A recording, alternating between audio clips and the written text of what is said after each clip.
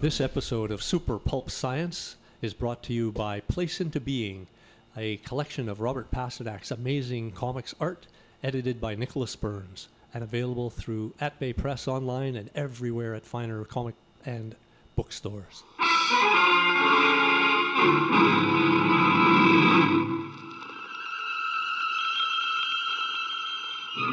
Attention, citizens! It's time for Super Pulp Science.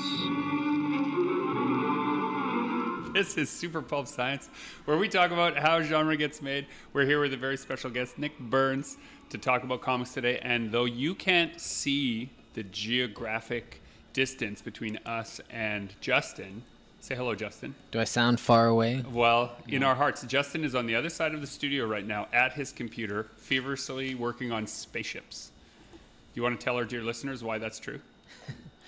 Because it was a long weekend in Canada this weekend, and I actually took a couple days and did normal weekend things. Wait, you took actual time off? Yeah, it was weird. I hung out with friends and did normal weekendy things and didn't sit at my computer the whole time. When was the last time that happened? It's been a while. Yeah. I had a bit of a panic attack, but I did it. So now, Nick, you've had a longer history with illustration and comics. How does this, what Justin's doing right now, which is basically just chasing the deadline in the middle of doing another thing, seem normal to you? Or? Oh, I'm having flop sweat over here just watching him. I remember it well. So you have a long history with comics. Why don't you give us a little bit of a background for the dear listener? Man, where do I start? Well, like most people my age, I grew up reading comics, tons and tons of comics, as many comics as I get my hands on. Ditto for science fiction paperbacks, detective paperbacks. I was a voracious reader, precocious reader, and started drawing at age 3. And so my parents encouraged that, and it seemed like a natural thing to move into, to grow up and write and draw comics for a living. Now, different than a lot of people, I've found anyway, sort of specialize in one thing in comics, but when I look at your list here, I see writer, penciler, inker, colorist, letterer, editor, cover artist. You just say, no big deal. Well, I started out as a colorist.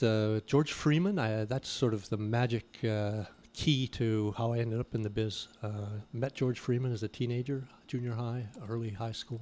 And was it you telling me about this building also? Oh yeah, that's 25 years afterwards. Whoa. In 72, 73, somewhere around there, Captain Canuck was being produced out of Winnipeg. And I managed to wangle an invitation to go and see the CKR headquarters in Winnipeg. I went out there and I met this guy named George Freeman, who, surprise, surprise, was a few years older than me, but drew better than anybody I'd ever seen. Right. And best of all, he wanted to be friends. So when CKR folded for a while, he moved back into Selkirk, where I grew up, where Nigan Sinclair grew up. It's the Selkirk crowd. It's like the hotbed of where I was born. Oh no! There we go. See, now it's all. It's the Selkirk mafia right here. Oh my gosh. Anyway, and George wanted to be friends, wanted to have somebody to talk comics with, and I basically apprenticed under him. I mean, I didn't realize it at the time. I was just hanging out, cleaning up pencils after he'd inked them, erasing, original art right in front of me. It was the best education I could ever get. Oh my God, I have such envy for the idea of apprenticeship. Yeah. Well, can you imagine a teenage boy going over to another man's house now? Yeah. I mean, verboten. To draw pictures. We're just drawing pictures. Yeah. But back then it was completely acceptable, and my parents knew the guy and had met him, and it was fine. All good. we were also closer in that generation to the idea of apprenticeship. Sure. Right? Yeah. People took over their parents' businesses. That was a normal thing. Well, and before the internet, how did you learn anything? Yeah, from people. Now there's literally bookshelves full of books on how to write and draw comics, and the internet is full of how-tos as well. But back in the 70s, no such thing. You had to either go to the Kubert School, which I couldn't afford to do. It had just started up, and I mean just. Or you found somebody that would take you on in the position George did. It wasn't a formal thing. Right. But it's where I learned everything. He taught me everything. And that's kind of the key to an apprenticeship as a concept, is that it's not formal. It's like people who keep showing up, Yeah. take a little bit of shit reviews, yeah. and then Well, learn something yeah. and grow as a result. Yeah, and so I've paid it forward. I mean, there's kids out there that you see them at cons, you meet them at work, at other jobs, whatever, and you pay it forward. So it's like, go ahead. What do you want to know, kid? And that's what basically George answered my questions. I'll answer yours. I'll answer anybody's. So I think I first, it must have been at a local show when I first like discovered the Nick Burns, right?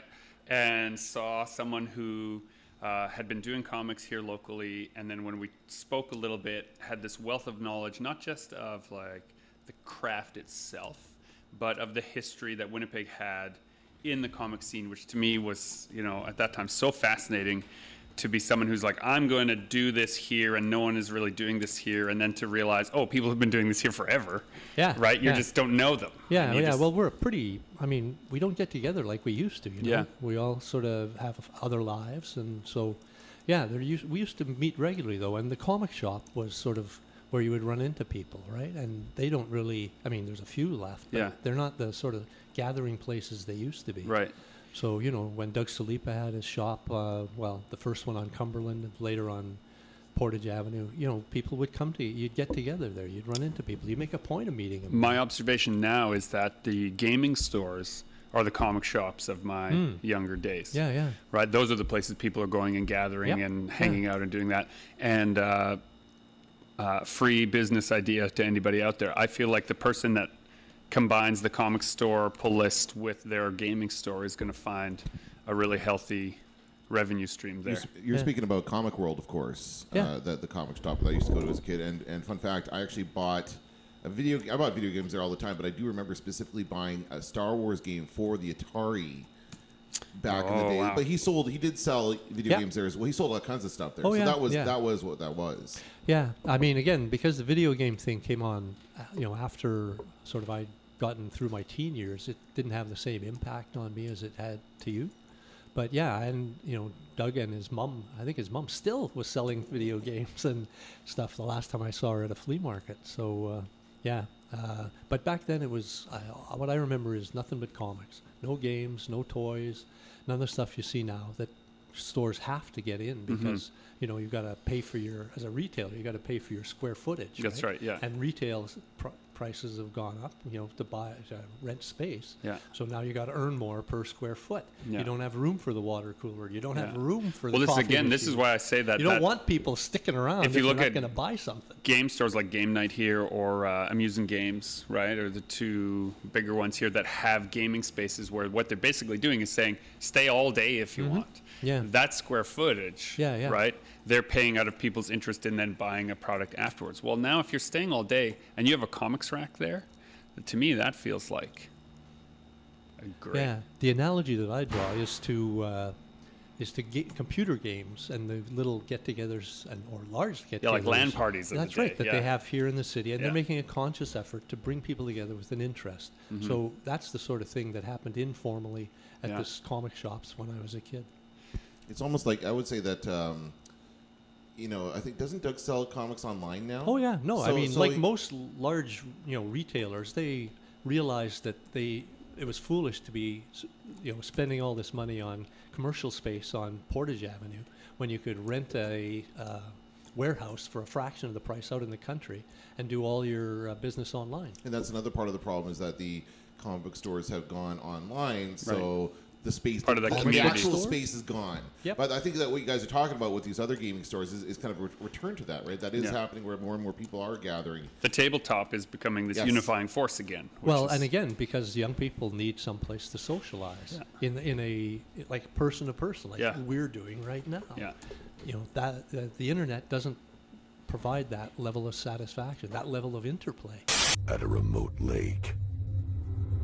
What was that? Something in the water. Check it out, an otter. He's about to make waves. We were talking before we went on air about how pointless it is to argue with anyone about anything online. That's right. I mean, but you and I could really get into it Yeah. here. And there's, the social conventions of interpersonal action, person to person, are very different. Than Change the dynamics of an dialogue. argument. Yeah. Right, online. I've been talking to my kids about this, and my wife and I have been having this conversation about how you have to be careful putting your opinion just as it is online because, like I would use an example, like, you and your buddy got into it when he was over here visiting, right? But he had already come over to your house. You had already hung out for an hour and a half. And then you had an argument. And then afterwards you had to face each other, talk it through, come back around, and now you're still friends. Exactly. But online, you just come in for the argument, you leave, and all you've left with is, you came only with the anger, and you leave only with the anger, right? And how dangerous that can be. Yeah, very dangerous. The idea of civil discourse is basically evaporating before our very eyes. Right. It's true of other media as well, where if it bleeds, it leads. So on so-called debate programs, this is now for decades, people basically sit there and yell at one another. Yeah. And Should this maybe to increase, hey, Justin, maybe to increase our listeners, we should attack the guests. What do you think? A little more controversy on the More show? controversy? Well, I'll just put on my big Mad Dog Vachon Yeah. suit here. Well, I've actually made it a conscious effort, I think, to lay ground rules that we won't trash anybody else's work on the show. That sounds like a healthy idea. That's your thing. By the way, we right. Justin and I feel free to talk about movies we don't like all the time. I know, but when we're talking about somebody else's artistic endeavor, Unless who it's isn't Lake here Placid, to defend and himself, then you're just... unless it's what Lake Placid. Placid, Lake yes. Placid is different because it's not really a film.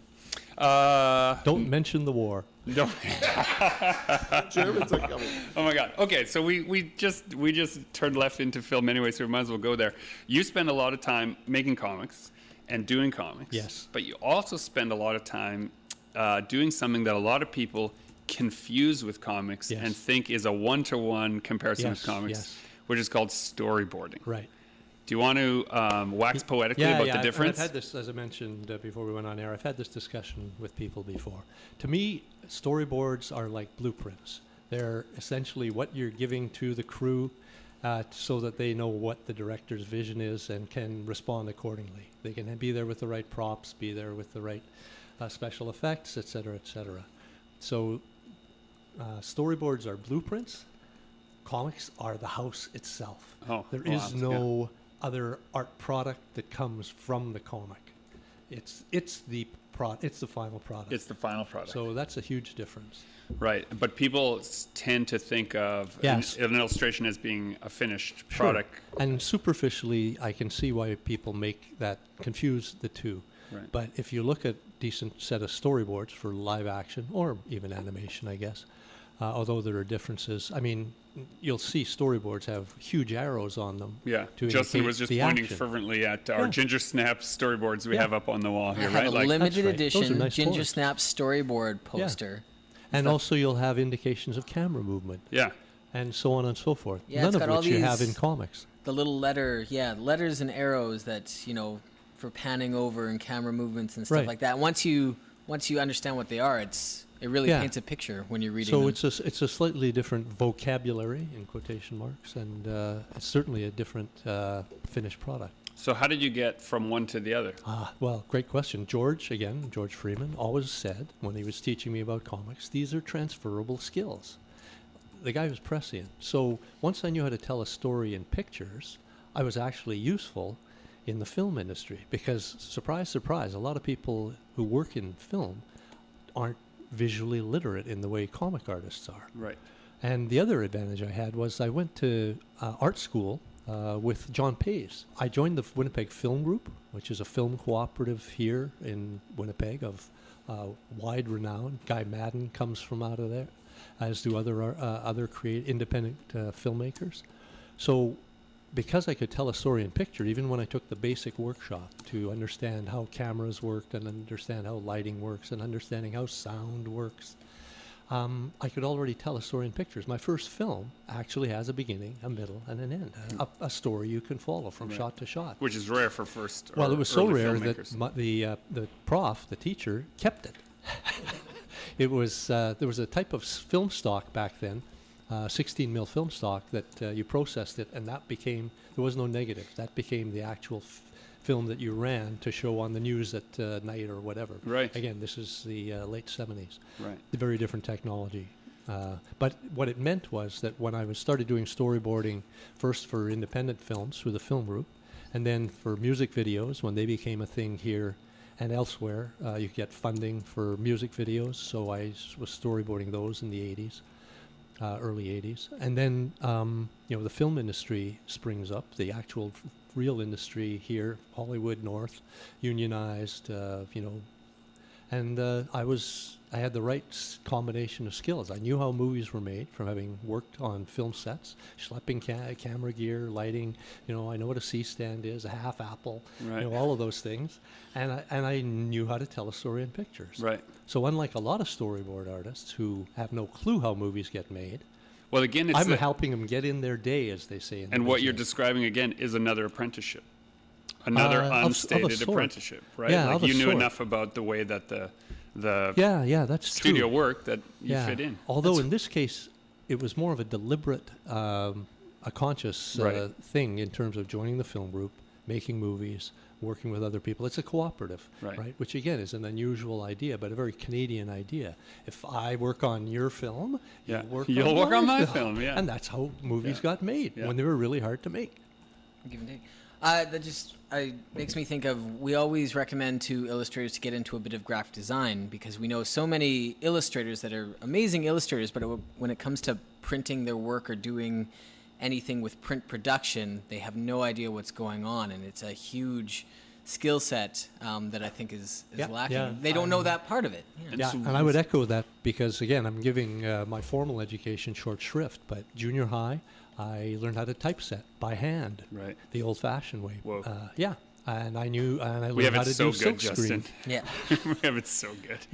Yeah. And I learned drafting, and I had a good commercial art teacher in high school, Bill Gamble, who taught us, don't just learn how to draw one way, learn how to be analytical so you can draw different ways. Because if the one way you have of drawing goes out of fashion, right, you're out of work as a commercial artist. Right, yeah. And that's invaluable, right? Yeah. So I can draw representationally, I can draw expressionistically, I can draw, anyway, you get the idea. Yeah. I can draw in a bunch of different styles and But have then been paid quite nicely to do so.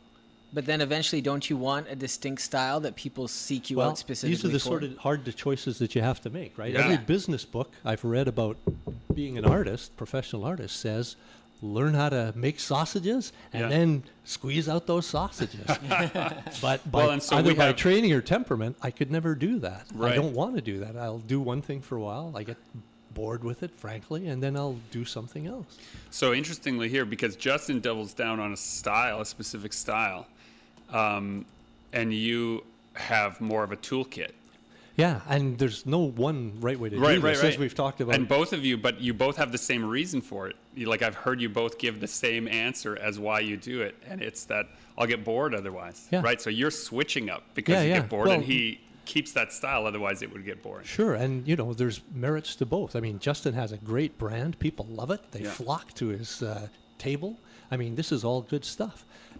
On the other hand, if people are looking for specific content, right, or I simply being paid by somebody to draw in a particular style, or I get a story that they want me to adapt, and a particular style suits it. Not every style of story, is going to work in shattered vector. Well, it's funny you say that, because I struggle with that with my own work. That certain things that I write, I can see in my own style. Oh, I'm going to illustrate. This is going to be fun. And then other things, I just know I don't have. Like, my style is absolutely wrong. Yeah. And I don't have the chops, if you will, or the training to switch the style. Right. To make it suit it. I can make kind of a 30-degree turn, like from super macabre to a little bit more friendly, but I can't do a complete. Yeah, and it takes a while to retool, right? Yeah. I mean, this is something that I've done. I have to do, when I'm given a job and they say we want it in this style or that style, or just to challenge myself, I say I'm going to paint this in watercolor, which I've done. Welcome to Fells Island. Watch out for those lake monsters. You stop making the same mistakes over and over again. after a while. You learn Right. from your mistakes. And it's true in comics, and it's true in storyboarding. And the great thing about doing comics, especially in earlier times when the short story was, part of the form, a Right. bigger part of the form, is it allows you to do one of the two things that are going to make you successful. There's two things, right? To be successful at any endeavor. One, don't give up. Finish it. Yeah, finish it. Yeah. Don't give up and finish it, maybe two by themselves. Yeah. But the other one is increase your failure rate. Fail upwards. Yeah. So I run into so many young artists, young comics creators who want to do their magnum opus, their Star Wars, their whatever. And it's like, just do 3 pages. Yeah. Beginning, middle, Middle, end. end. This is what George taught me as well. In fact, we went into our old high school, because we went to the same high school just years apart, and did basically a course on how to write and draw comics. I've been obsessed lately with this collection I have of Ditko, Steve Ditko. Yeah. They collected a bunch of stuff he did for like old horror books and sci-fi and suspense ones. Yeah. And that he did, what would happen is a comic would be short, 1 page, 2 pages, or 3 pages. Yep. And so they would just call him up the night before and say, we need a 1-page story. We need a 3-page story. Yep, We I need used a to 2-page love when those story. were in old comic I books. love them. Yeah, they'd have but little they short are stories at the a back. master class of beginning, middle, and end. Well, No sure. wasted time. And like, so you were asking about what are some of the basics. I mean, it sounds somewhat obvious, but learn to tell a story efficiently. Nick, I have a movie I want to make, right? And I need you to do the storyboards for it. This has happened more than Right? once. Yeah, I know it has. What is the thing that I need to give you from my script? Like I wrote a script, it's not Well, quite finished. Yeah, first I'd ask to read the script. Right. And I mean, often the scripts are terrible. These are, and I should add, these are often scripts that have been greenlit. Like Right. literally millions and millions of dollars are behind these scripts Yeah. that are either incomplete or there's problems with them or so on. Sometimes they're fixable, sometimes they're not. Sometimes they get fixed, sometimes they don't. As a brief aside, I'll say that I've seen this myself, this idea that you've built this car, sort of. This is this film that's going to be coming, and money is the accelerator. But they have not built a car that can last the race. But if they keep pouring money into it, they just hope it'll be fast enough that once the wheels come off, there'll still be enough momentum to make it across the finish Yeah, line. you're describing many films or the filmmaking process in a nutshell. I can't tell you the number of times when I've been given a script, and to be honest, I've been paid quite handsomely to rewrite scripts for TV movies and so on without credit because it violates union rules otherwise. But somebody has to save this turkey or at least make it producible. Right. So I've done that. And the same thing with storyboards. If you board in a way that makes it impossible to film on the budget you've got, then you're not helping. Yeah. Right? And the whole idea of being a storyboard artist is actually helping, I can't stress this enough, helping the crew get their day in. Right. Help the crew get their day in, which means you have X number of dollars, you have X number of days to shoot your film. Yeah.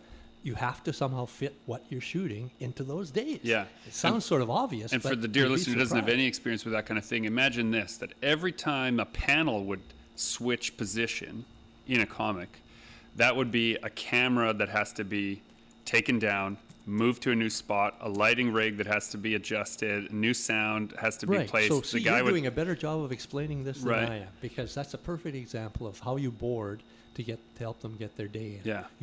Because I've worked in film, I know that if I move the camera over here, that takes them 2-3 hours to remove it all, reset, relight. But if a and so new on. character coming in, you just make a 2-shot, well, they can just come in behind the first character and nothing has to move. Or maybe you just move the camera up or down Yeah. or in closer. I mean, there's an infinite number of ways of telling a story in pictures. And right? if you know the budget and the crew composition, right? If you Right. know that this camera is on an arm Yep. for most of the day, Yep. well, then we'll board around that Sure. arm.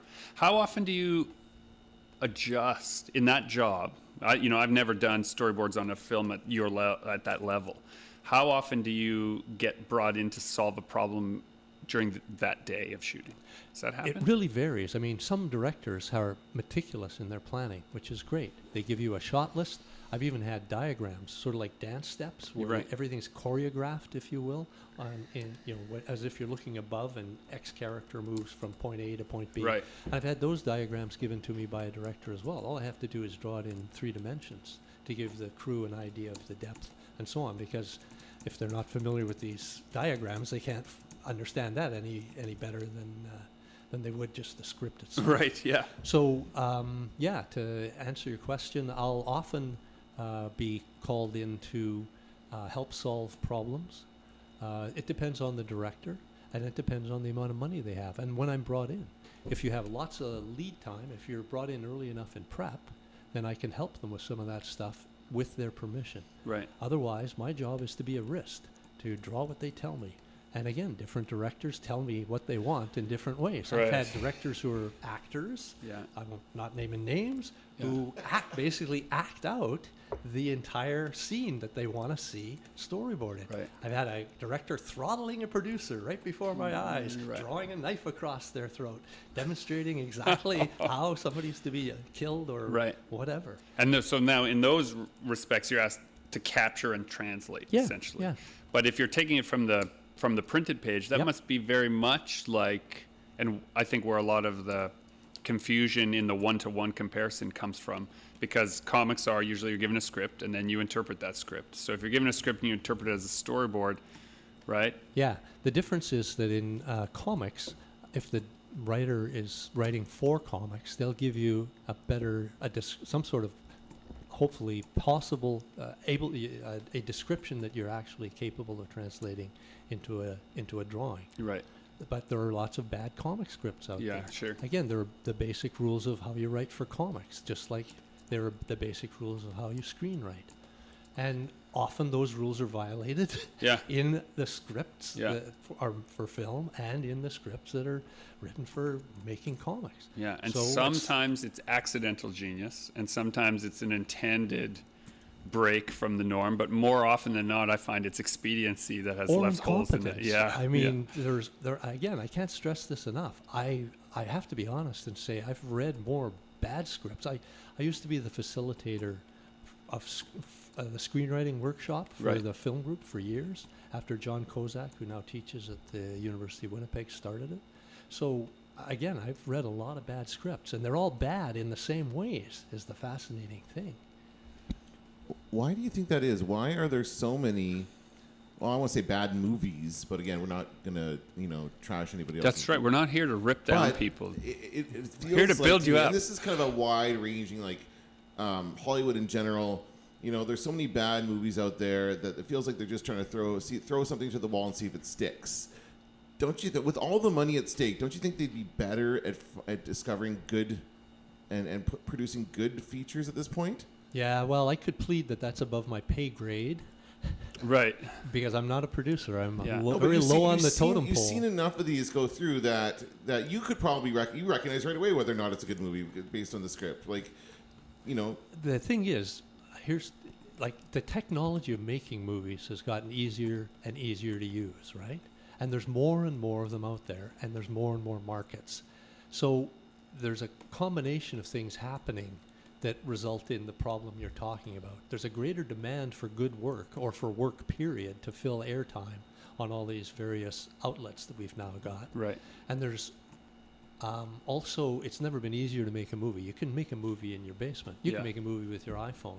Broadcast quality. The hard part is making any money at it. Yeah. So essentially, it comes down to And it who does can get happen. somebody to commit X amount of dollars to getting this in the can, getting this out on the air. And it doesn't necessarily have to do with the quality. If you guys are gonna start talking about a giant squid, I'm out of here. Who said anything about a giant squid? This comes back to another problem that I see all the time, which is a lot of people don't even understand the genre that they're working in.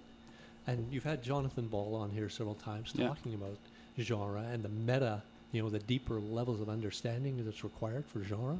And without that, you're left with people who are writing based on what they've seen as kids or as adults even. Right. And they're mashing together the tropes, the cliches of The the surface, genre. yeah, they're just- the yeah. superficial elements Yeah. without a deeper understanding of what they're actually doing. Like all the candy coatings, but none of the good stuff underneath. That's what Scott McCloud talks about in Yeah. understanding comics, Yeah. right? There's this superficial understanding, and this is true for film as well as comics. Yeah. And then as you learn more about the genre, the medium that you're working in, you can dig into deeper and deeper levels of understanding, and you're capable of doing more.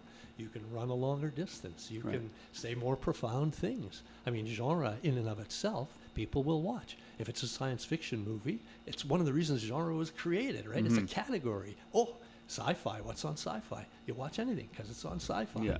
right? Oh, I'm guilty of that. Horror movie. Yeah. Oh, I love horror movies. I'll go to a horror movie. Yeah. Rom-com. Oh, I love rom-com. Yeah, but that's what I'm getting at, is that especially with horror films, it seems that they're cheap. We talked about this with Jonathan Ball. They're cheap to make, and therefore easy to make money. Yeah, at, sure. And therefore they don't have to be great. No, back in the 90s, I did a series of films that were shot here for RHI.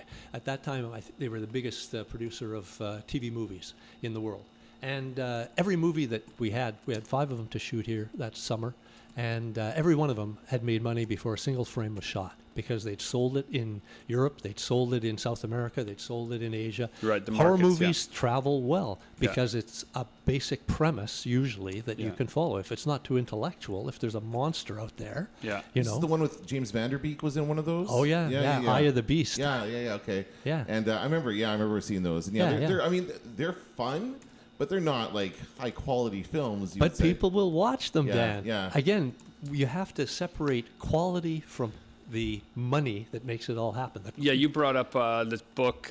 I've already forgotten the author, but I do remember the title, Aesthetic of Junk Fiction. Yeah, Thomas J. Roberts. Yeah, Yeah. and that's what we're talking about. Like, this is a junk fiction, right? Like, Yeah. it's you're not, That's you know that it's just That's going to right. entertain you for 90 minutes. Right, And you and- probably won't change your life. And in terms of the psychology of those people that are wedded to genre fiction, and when I say genre, I mean horror, sci-fi, et cetera, et cetera. I don't mean literature; that's separate.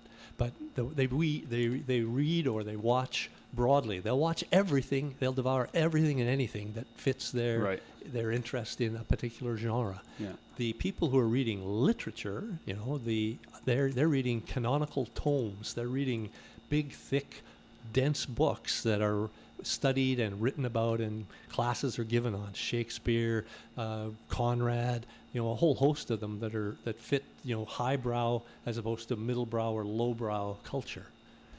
Do you think?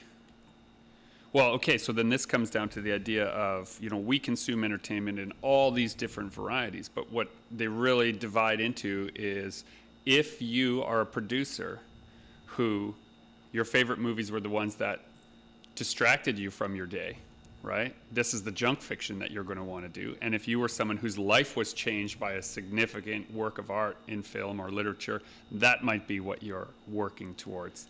But the world consumes it all under the same umbrella. Sure. And so you have this disparate push-pull between people who are like, oh, that's a terrible movie, and someone else loves it, i.e. Lake Placid, right? The great debate in our studio here, right? It's that depending on what you are after from that 90 minutes. Of course. Right? Yeah, and of course we've never had more choice, more options. And again, there's this question that I've talked with Dan about before, which is this whole idea of that I first read about it in the 80s, but Neil Postman wrote a book called Amusing Ourselves to Death, right? And so then the question becomes, how much entertainment should we actually indulge in? Right. Are we getting drunk on entertainment? Are we so entertaining ourselves to the exclusion of our friends, So our are comics family, part of the our problem? culture, our politics? Right. But our comics, are we just adding to the problem? Well, this is it. I mean, I used to think when I started a book, is this a waste of trees? That's what I would ask myself. Is this a waste of trees? Right. And if it wasn't, I'd do it. And, educational comics, the ones that I was doing when I lived in the Arctic, I mean, they served a specific function. They encouraged people to manage the resources that were up there. They encouraged people to stay in school and get an education. They encouraged people to avoid sniffing solvents. And they said all these things in what I hope was an entertaining but still educational way of looking at life. Right.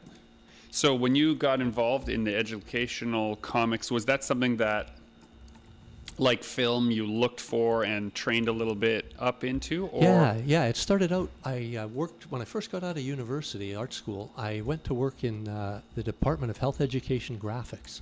When the provincial government had a Department of Health Education Graphics. It was privatized because, hey, selling people on health education is no different than selling sneakers, right?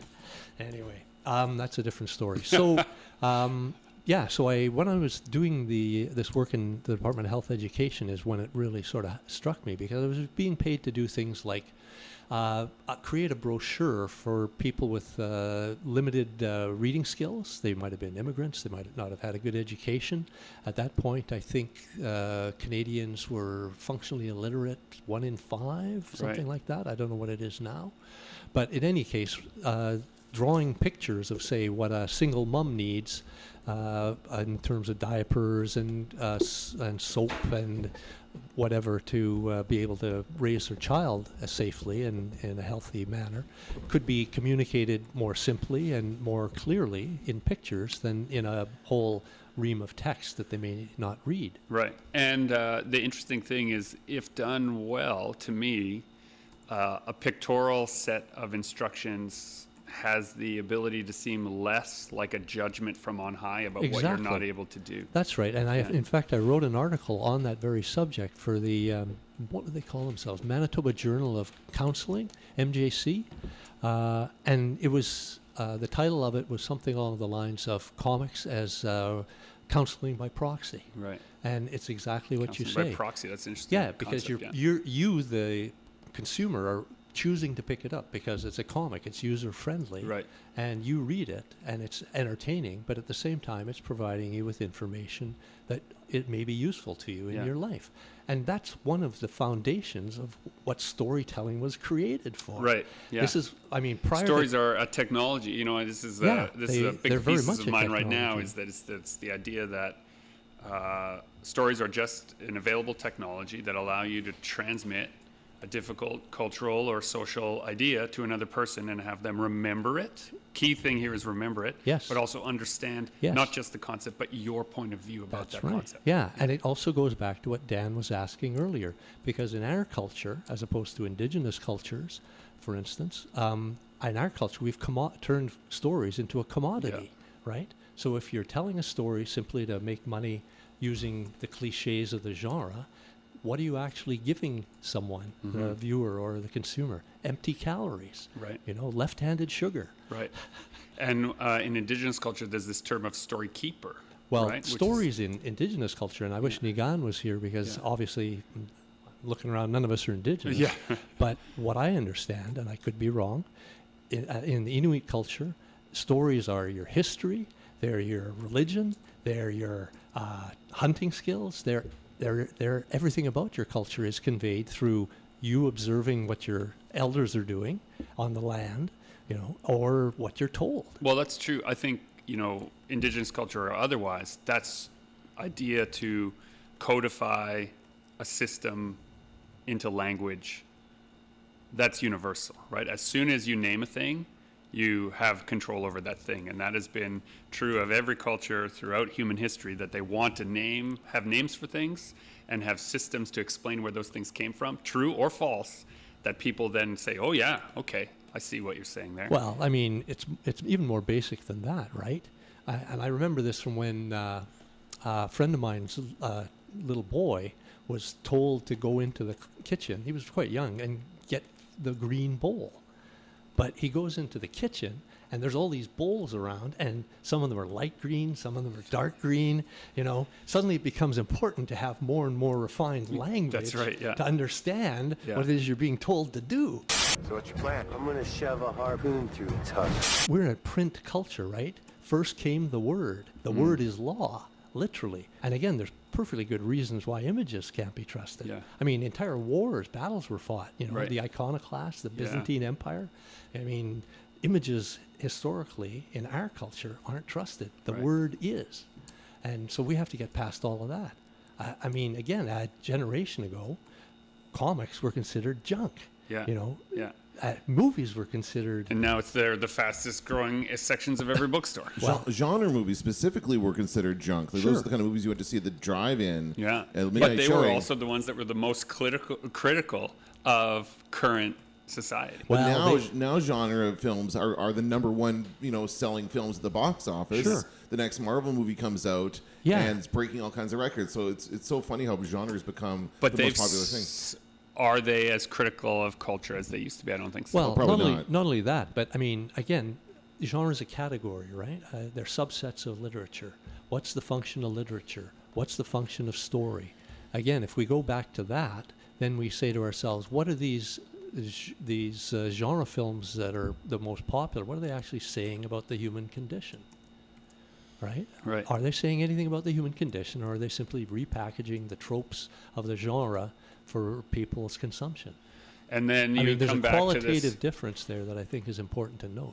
and you're asking yourself, and the dear listener might be asking themselves, what's it all for? Like, if your life is supposed to be something that you pursue, meaningful struggle, right? What is the meaningful struggle that you select? All of us in here have, as part of our meaningful struggles, something to do with pop culture or junk culture or some other Or thing. both. And we're brought back to it. Like, Justin is feverishly drawing a spaceship right now.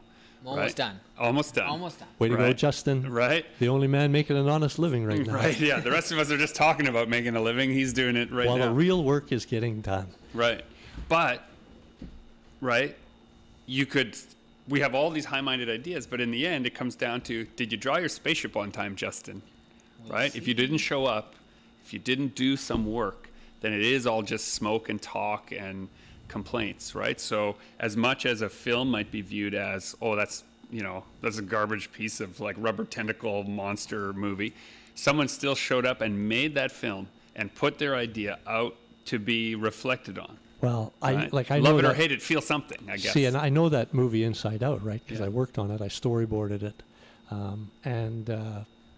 you should compare it to some of the other movies in that same 5 that I was talking about.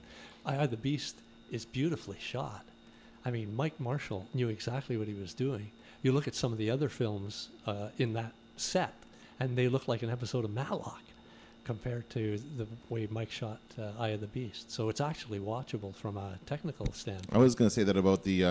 Did you work on the Chucky movies? Any of the Chucky Yeah, movies? I worked on the 2 that were shot here. In Okay, yeah. Winnipeg, So the one, the Cult of Chucky, was the one that was shot at the public safety building down the street. At least they used The all the exterior? external shots. Yeah. Yeah. Actually, we sistered the outside of the public safety building with the Delta Marsh location. Oh, okay. And So when yeah, I say they sistered, just this is a technical Yeah. term, we figured out a way to convince the audience that that building, the public safety building, if you look the opposite direction, is Delta Marsh. Well, they show, like, actually, I was going to, maybe you know the answer to this. It seemed to me the most expensive shot in the entire film was the one where you see the public safety building in the middle of nowhere. Right. Which means they kind of had to, like, remove all the That's external right. stuff. Yep.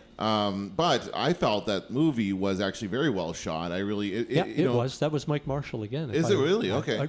I think so, yeah. Yeah, it was.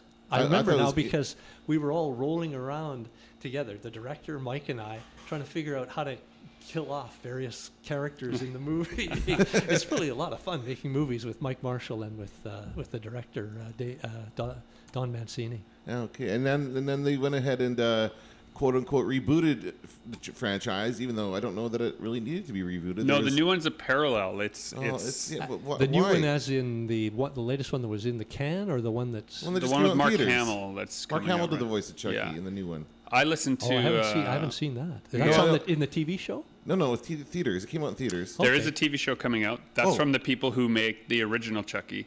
People who had the rights to Chucky sold the rights to Chucky to be a film. So there's now 2 competing franchises Oh, who both have the great. right to make This is like the Chucky's. Thunder Agents. All That's over right, again. all over again. I don't know. I just this is the kind of stuff that frustrates me, right? Because the goal should be to tell a good story, and that's not what the goal is here. Okay, but let's come back around to that. If the goal is just to tell a good story, you don't need millions of dollars. You can tell me a good story, Dan. Just tell me a good But story. it's not going to be very exciting to listen to me tell a story unless Why there's not? great visuals to it, because I'm not very good at that. See, my problem with the people who complain about a movie or TV series or whatever not being what they want it to be it was never intended to be what they think it should be. Yeah. Sure, and I've come to terms with the fact that the Phantom Menace is not, George Lucas is perfectly happy with the way that turned out, and he's the one who made the movie, so that's all that matters. Yeah. And that's one of the huge, debates in nerd culture. But and say what you will about that film, he literally put his entire fortune and studio up as collateral. Yeah, for sure. Like, and it paid off. Literally bet the farm. Yeah, and This is not unusual in the history of filmmaking Yeah. either. Again, various producers and the directors have just basically said, damn the torpedoes, remortgage their house, whatever it took. Yeah. That level of dedication, that level of willingness, acceptance of risk, I can't go there. Right, which is why comics are kind of a nice middle ground. Well, because so, you can have is working for other people. Sure, you know? yeah, sure. But Skin in the game. Skin Yeah. in the game. yeah. No, you've never really had to do that. Well, I mean, this is a conscious choice, though. Yeah. I mean, Oh wait, what do you mean by that? I mean, that he is. Can you guys And- talk about? You all did your main hustle, and then your comics were your side hustle. Then Right. comics became the main hustle. Comics have been the main hustle for you almost your entire life. well, Yeah, you're comics are OG storytelling comics and hustler. pictures, sure. But Yeah. again, I grew up and learned my craft in a time when A, there wasn't that much product out there, and B, there wasn't that much competition. Again, I've talked to you about this before, Dan, but I'll restate it on the air now. Nobody took this stuff seriously 40, 50 years ago. It was junk fiction. It wasn't taken seriously. 20 years before, 15 years before I was born, World War II was going on. There were more serious Issues. things to worry about Yeah. than entertainment. Well, and because we've lived in peace and relative stability and harmony in North American culture, we have the luxury of overdosing on entertainment. Yeah. Anything that amuses Yeah. us. Well, Right. and now that we have serious issues happening at the same time that we're consuming this mass Well, media. this is a fascinating time to be alive, right? Yeah. Because we now live in a culture of overproduction, overconsumption, Yeah. and we live in a time of relative stability. That can't continue. 100 years ago in Winnipeg, people were really, really pissed off. Yeah. You know? Yeah. And the idea of Yeah, socialism, dear listener, we've mentioned it before, communism. but we're celebrating 100 years of the general strike here Yeah, in Winnipeg. and I heard you guys talking in an earlier episode about my idea for a Yeah. book on the general Yeah, strike. Sorry, right. didn't mean to I get wasn't that away. afraid, if people are following along episode to episode, I wasn't afraid that somebody would steal the idea of a book on the general strike. I was afraid they'd get it wrong. Right. Yeah. The important thing about the okay. general strike isn't that car that they turned over. Yeah, and set you on know. fire every time they show it, yeah. The important thing about the general strike, if we're going to learn anything about it to apply to today, is how pissed off people were and Yeah. why they were so pissed off. There were a whole confluence of events. You know, there was a plague, a flu, a great pandemic that roared through the city a year before. There was the end of the First World War. Working in the factories was a death trap. There was no workplace health and safety. Right. All of these issues and more, not to mention the Russian Revolution occurred 2 years You're right, before. yeah. This is predates Stalin, obviously, Yeah. and the failure. People of had gone to a world war in the hopes of getting a better life at the other side of it, and were given a life that was worse than they had before they went to war. Yeah. Exactly. And things were more expensive. Yeah. There was profiteering going on during the war when there was a form of wage controls enacted by law. And suddenly, but no price control, so prices on things went up and the quality of goods went down because literally Canada dedicated itself, as did much of the empire, to the war effort. And you couldn't even get groceries because the kids on the farm were gone fighting. Again, it's difficult to visualize the level of commitment that had been made to the war effort, the First World Right. War. It's gonna kill us, man. It's just gonna pick us off one by one. Justin, you've returned from the I was just going to say, Justin's furthest finished. regions. I'm back. Yep. High five and yeah. Good job. Way to work. Sent off? Sent off. I love that Wow. he threw his arms up in celebration. High five. Yeah. I then went a little bit beyond what was asked of me and added good. some because I have all these great battle damage elements from other Sweet. battle Plussing it. damage robots. So I added that on top of the ship. So you under promised and over delivered. One of those, yeah. That's always the best. Yes, That's always indeed. the best. Now, so let's bring this right back around to who's back at the table here.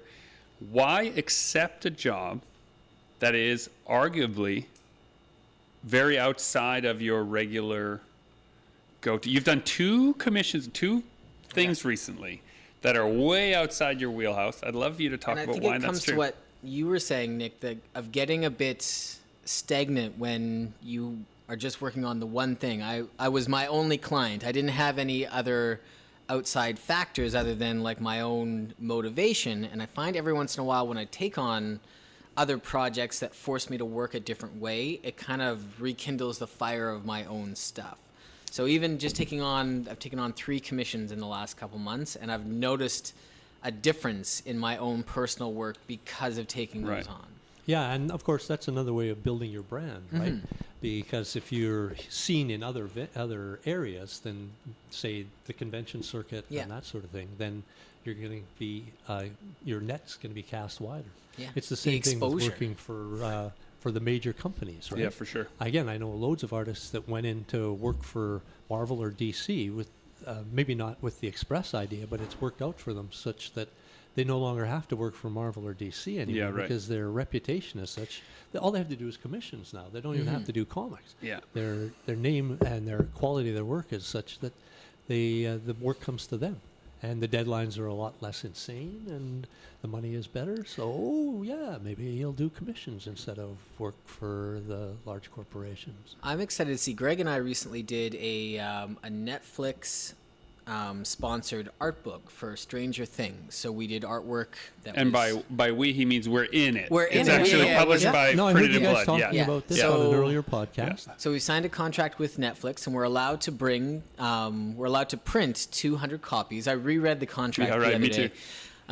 So we're allowed to print 200 prints of the piece that we did for the Stranger Things art book. Put the Netflix logo But on the bottom, we get to put like a copyright Netflix thing. Yeah. And I'm excited to go to like the New York Comic Con and have that at my table, that I'm like a Netflix artist for this one piece, and see what that does. Because I noticed a lot of guys seem like they work for, I'm not sure how much involvement they have with Marvel or DC, but as soon as they've done anything, they get that logo up on their booth. Sure. Well, brand recognition, and it confers a level of credibility. I was just going to say, it's the credibility more than anything. Someone knows that there was an editorial process between you and the finished product. Then they know they can hire you for more, and that you'll accept that editorial process. You know?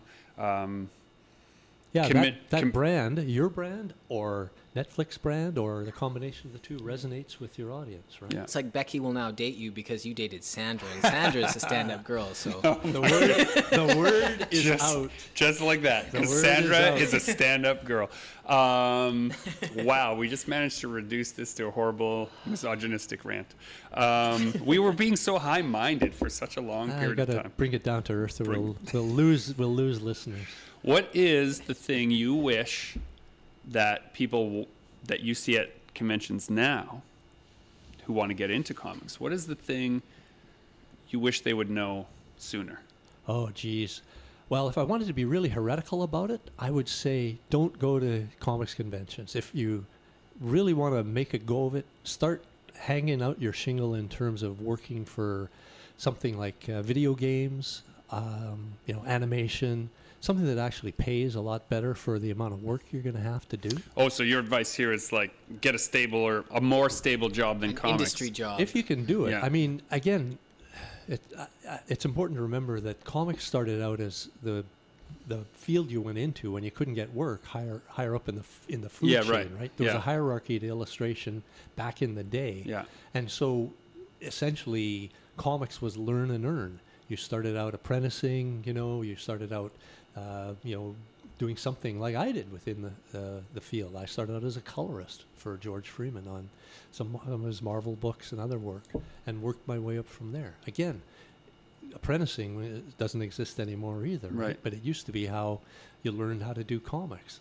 And so without that apprentice system, you're hanging out your shingle somehow in the hope that somebody will see value in the work that you're doing and give you a shot.